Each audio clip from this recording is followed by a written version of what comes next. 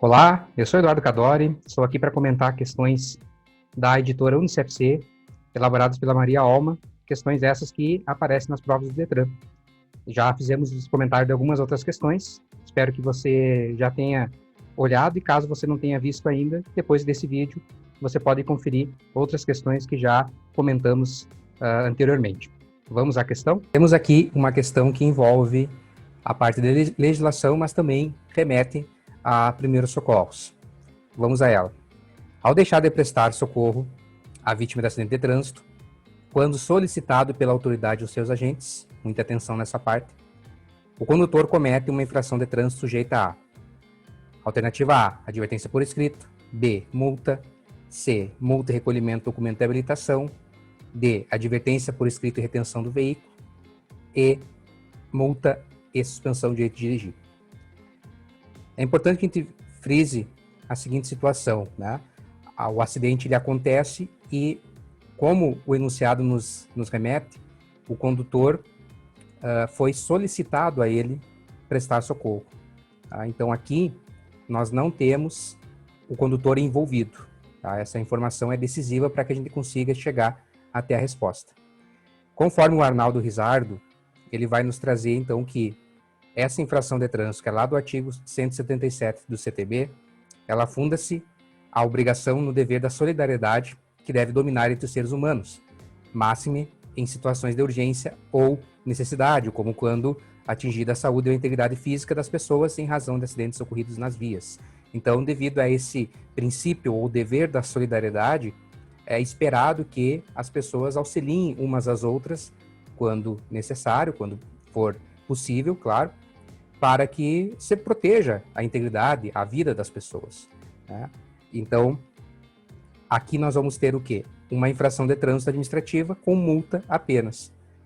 Você pode estar se questionando, mas isso não é omissão de socorro? Dentro do CTB, a omissão de socorro, propriamente dita, só vai se configurar quando o condutor que não prestou socorro está envolvido no acidente, ou seja, ele faz parte do acidente. No enunciado, você vê que deixou-se de prestar socorro à vítima quando solicitado pela autoridade ou seus agentes. Então, é um condutor que está passando pelo local, não tem nada que ver com aquela situação do acidente, mas é solicitado prestar socorro e se nega. Nesse caso, ele comete uma infração de natureza grave, com 5 pontos no prontuário e uma multa de R$ 195,23. Só que um detalhe, isso no que se refere à infração administrativa, porque ele poderá responder pelo crime de omissão de socorro lá do Código Penal, do artigo 135, cuja pena é de detenção de 1 a 6 meses. Mas aqui, a questão não está indo lá, né, até o Código Penal, está apenas se restringindo à infração de trânsito. Então, quanto à infração, trata-se apenas de uma infração com a penalidade de multa.